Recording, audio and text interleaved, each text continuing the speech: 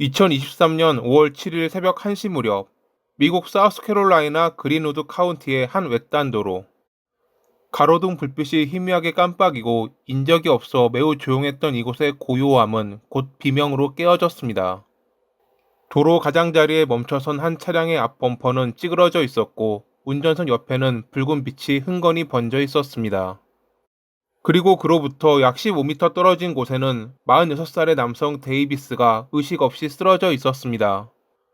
처음 현장에 도착한 경찰은 단순한 교통사고로 생각했습니다. 마치 지나가던 차량이 행인을 치고 도주한 듯한 느낌이었죠. 차량 주변에는 신발 한 짝, 찢어진 셔츠, 그리고 도로를 따라 이어지는 검은 오일 자국이 남아 있었습니다.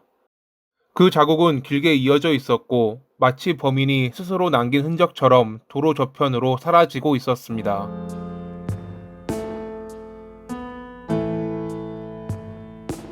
세 자녀를 둔 자상한 아버지였던 데이비스는 지역 사회에서 모두의 친구라고 불릴 정도로 친근한 사람이었습니다. 노인 복지시설인 웨슬리 커먼스에서 근무하며 노인들의 적응을 돕는 마케팅 매니저였던 그는 밝고 사교적인 성격으로 누구에게나 따뜻하게 대했습니다. 그런 그가 메러디스란 여성을 만난 건 2022년 12월 23일 그린우드의 키웨스트 클럽이라는 가게에서였습니다. 그날은 메러디스의 생일이었고 그녀는 친구들과 크리스마스 파티를 즐기던 중이었습니다. 그러던 중 데이비스가 다가와 그녀에게 농담을 던졌고 그 짧은 대화가 두 사람의 인생을 뒤바꿨습니다. 그녀는 초등학교 교사로 새 아이의 어머니였습니다. 하지만 이 무렵 그녀는 남편과 별거 중이었습니다. 그녀의 남편은 윌리엄이라는 남성으로 지역사회에서 잘 알려진 부유한 집안 출신의 사업가였습니다. 윌리엄의 부모님은 두 분 다 의사였고 그는 가족의 영향력 아래 살아왔습니다. 겉으로는 강해 보였지만 멘탈이 약해 쉽게 무너지는 사람, 그게 바로 윌리엄이었죠.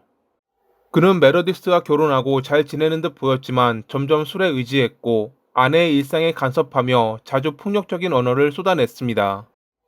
메러디스는 결국 그를 떠났고 그린우드의 작은 주택에서 아이들과 새 삶을 시작했습니다. 그런 그녀에게 데이비스와의 만남은 오랜만에 찾아온 평온이었습니다. 하지만 이 사실을 알게 된 윌리엄은 분노했습니다. 별거 중이고 이혼 이야기가 오갔지만 아직 완전히 끝났다고는 생각하지 않았던 것입니다. 자신을 버리고 다른 남자와 만나는 것에 분노한 그는 지인들과의 술자리에서 이를 언급하며 자주 화를 냈다고 합니다. 그는 메러디스의 SNS를 몰래 확인하고 친구들에게 연락하며 그녀의 행적을 추적했습니다. 그녀가 어디에 있고 누구를 만나고 있는지 감시하기 위해 집안 곳곳에 카메라를 몰래 설치하기도 했습니다. 이러한 짓은 금방 들통났고 그녀는 관계를 완전히 끊으려 했지만 윌리엄은 포기하지 않았습니다. 그리고 끝내 최악의 일이 발생하고 말았죠. 2023년 5월 6일 토요일, 그린우드의 거리는 켄터키 더비 파티로 떠들썩했습니다.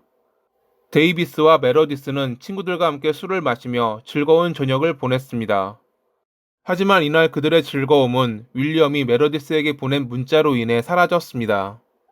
메러디스, 넌 어떻게 이럴 수 있지? 왜 나를 미워해? 어디에 있는 거야? 그의 말투는 점점 거칠어졌고 문자의 수는 밤이 깊을수록 늘어났습니다. 저녁 10시 40분, 보안 카메라에는 윌리엄의 흰색 픽업 트럭이 키웨스트 클럽 주차장을 도는 모습이 포착되었습니다. 그는 이미 술에 취해 있었고 주변 사람들에게 메러디스를 보았는지 묻고 다녔습니다. 지인들에게 이 이야기를 들은 데이비스는 윌리엄에게 전화를 걸었습니다. 그러지 말고 우리 만나서 이야기 좀 하죠. 그는 윌리엄을 진정시키고 싶었을 것입니다. 두 사람은 잠시 뒤 헌터스 크리크 교차로에서 만나기로 약속했습니다. 하지만 데이비스는 몰랐을 것입니다. 그곳이 대화의 자리가 아니라 죽음의 무대가 될 줄은 말이죠. 다음날 새벽 1시 무렵, 데이비스는 윌리엄의 차에 치여 사망한 채 발견됐습니다. 하지만 당시 윌리엄은 911에 신고하지 않고 집으로 도주했고 몇 시간 뒤 자신의 집에서 체포됐습니다. 경찰에게 그는 다음과 같이 주장했습니다. 그건 사고였습니다. 그는 갑자기 도로 한가운데 있었다고요. 그의 차량 전면에는 충돌 흔적, 그릴에 남은 핏자국, 하단부에는 오일이 샌 자국이 남아 있었습니다. 만약 그의 주장처럼 사고였다면 그는 데이비스를 치는 즉시 브레이크를 밟았어야 했지만 현장에 남아있는 길게 이어진 오일 자국은 그가 멈추지 않고 달렸다는 것을 말해주었습니다. 조사 결과 윌리엄의 차는 도로의 반대편 차선으로 진입해 밖에 나와 있던 데이비스와 그의 차를 측면에서 들이받았습니다. 그리고 그대로 그의 몸을 차량 앞부분에 실은 채 수미터를 더 주행하다가 도로 가장자리에 그를 떨어뜨린 것으로 밝혀졌습니다.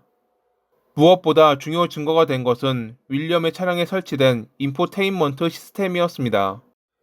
이 장치는 차의 속도, 브레이크 압력, 방향 전환 등 자세한 데이터를 기록하고 있었습니다. 사건이 발생한 시간에 그의 차량은 약 40km의 속도에서 가속 중이었습니다. 그리고 급제동 신호에 이어 운전석 문이 열리고 잠시 뒤 닫힙니다. 이는 그가 데이비스를 차로 친 상태로 브레이크를 밟지 않은 채 이동했다는 명확한 사실과 차에서 내려 그가 큰 부상을 입었다는 걸 인지했음에도 그대로 방치하고 떠났다는 것을 말해주었습니다. 윌리엄은 곧 체포됐고 얼마 뒤 살인 혐의로 기소됐습니다. 2024년 9월에 열린 재판에서 담당 검사는 배심원단에게 다음과 같이 말했습니다. 그는 자신의 트럭으로 데이비스를 죽였습니다. 그건 사고가 아니라 분노의 선택이었습니다. 그렇게 말하며 검찰은 문자를 증거로 제시했습니다. 왜 나를 미워해? 그와 함께 있지 마. 나와 얘기해.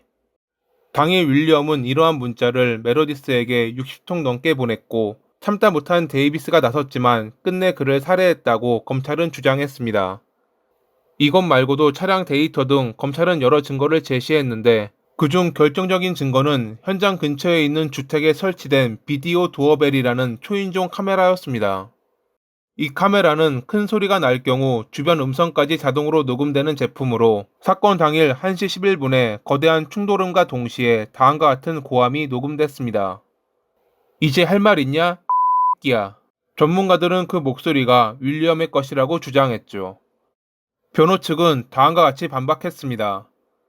그건 고의가 아닙니다. 그는 우연히 그를 친 겁니다. 데이비스가 도로 한가운데 서 있었고 술에 취해 있었습니다. 그는 위에 옷도 벗고 있었어요. 싸우려고 한 거죠. 하지만 변호 측이 주장한 대로 위 그림처럼 데이비스가 도로 한가운데 서 있었다면 윌리엄의 차가 그의 차 측면을 치는 것은 각도가 맞지 않았습니다. 현장에 남아있는 바퀴 자국도 전혀 그렇지 않았고요. 검찰은 다음과 같이 질문했습니다. 그렇다면 왜 그는 911에 신고하지 않았습니까? 왜 그는 자신의 부모에게 달려가 변호사에게 연락했습니까? 윌리엄은 패닉 상태였어요. 아무 생각이 안 났습니다. 라고 답했지만 그 말에 공감하는 사람은 그리 많지 않았습니다. 배심원단은 26분의 심의 끝에 유죄를 판결했고 재판부는 그에게 가석방 불가능한 45년의 징역을 선고했습니다.